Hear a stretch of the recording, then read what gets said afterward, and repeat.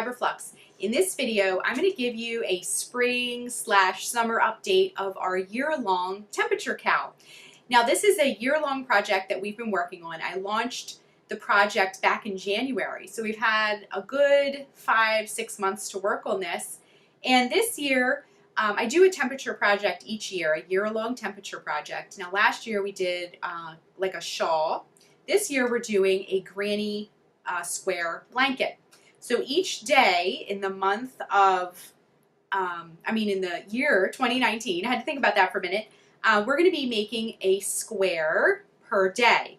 Now the high will be round 1 in the center, the low will be round 2, and then we've picked a third color as our join as you go color.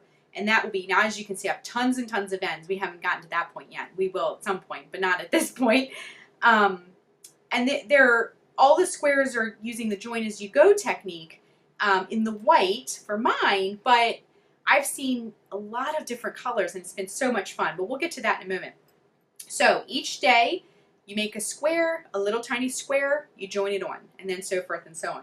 Now I have, and I'll link to this down below, but I have a calendar that I use to mark off the days, and I also take note each day of the highs and the lows, and then I also have created, and you can go back in the video and watch all this stuff, but this is kind of how I organize. But I also have a grid of 365 squares, and we've added a few extra, and I'll talk about that in a second. But as I work each one, I color it in, and it's getting colored in and filled in. So as you can see, once we work our way down a little bit, there's some orange appearing and some darker, brighter colors. Now, I also wanted to show you these because my kind of way I've been operating is that I'll make a bunch of squares, like almost a month's worth of squares, and then I'll join them on. And then I'll make a whole pile of squares, and then I'll join them on. So some people have been making their squares, and they join it on that day, and then they join it on the next day. I've been kind of cranking out a bunch of squares, and then I'll spend an evening and kind of join all of them on. You can see the colors are starting to get warmer. We went from these cool colors to these like hot, bright colors.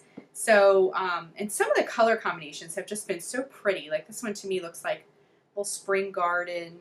This one to me looks very tropical with the bright orange and the aqua.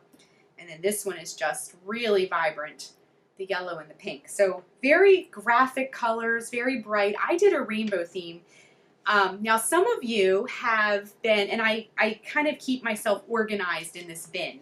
So I keep all the yarn because I'm doing a rainbow. So it's lots of different colors of yarn. So I'm keeping all the squares and the blanket in one bin. It's one of those bins that's like a drawer unit. So when I'm done, I just kind of put the drawer away. And then I keep another drawer right down below of all the different colors. So I have all the colors in one bin, and then so when I'm ready to work on it, I just pull my drawer out, do a little work on it, put the drawer back. So I'd love to hear down below how you organize for this project. It is a very large, kind of detailed project, so I'd love to hear how all of you are organizing your projects as well.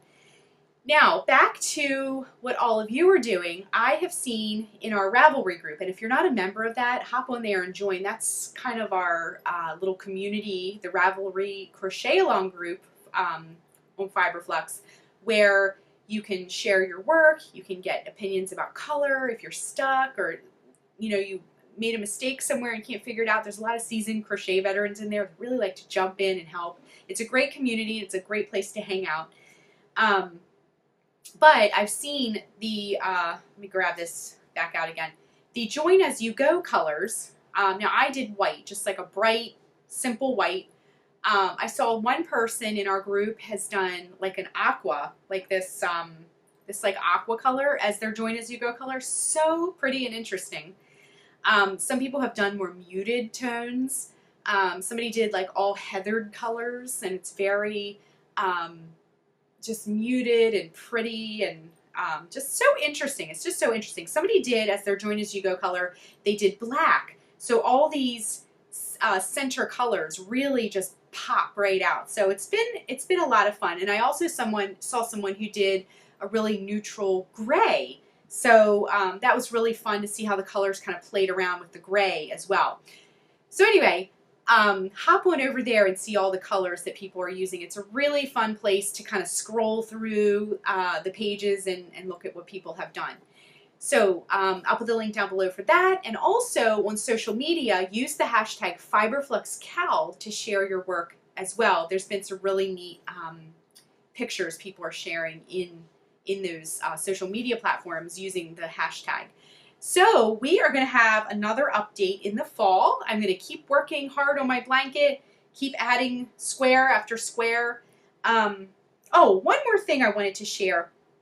365, and now I went through all this in the other video, but 365 doesn't work out to be a perfect rectangle. It leaves some extra days. So each time now I used a little, also, since we've talked last about this project, I used a little stitch marker to show the beginning. So when I'm joining, I can put that stitch marker in the top left and I can see all my rows. So that's been really helpful because when you do join as you go, you're turning it, you're flipping it, you're stuffing it into a bin, and you kind of lose track of where you started. So having a little stitch mark, just leaving it there for the whole project just really helps me kind of understand my layout. And if you notice, this is solid white.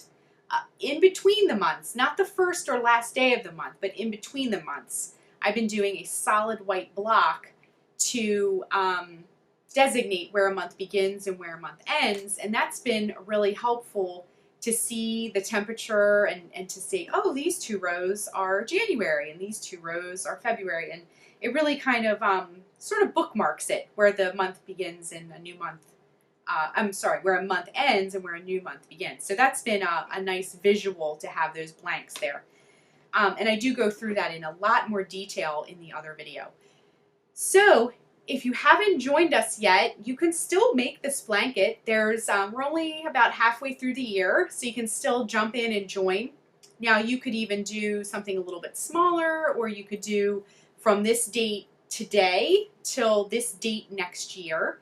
And I also wanted to say some of you are choosing historic years, which I find super fascinating. So I saw one person shared with me that she was giving the blanket to a family member, I think her son, and she chose the year her son was born and was gifting it to the family member for a birthday. So I thought that was so meaningful and wonderful, and what a nice family heirloom, and something that that child, or that maybe they're an adult, I'm not sure, but that person will carry throughout their lives, that commemoration of the year they were born. So how interesting. What a wonderful idea.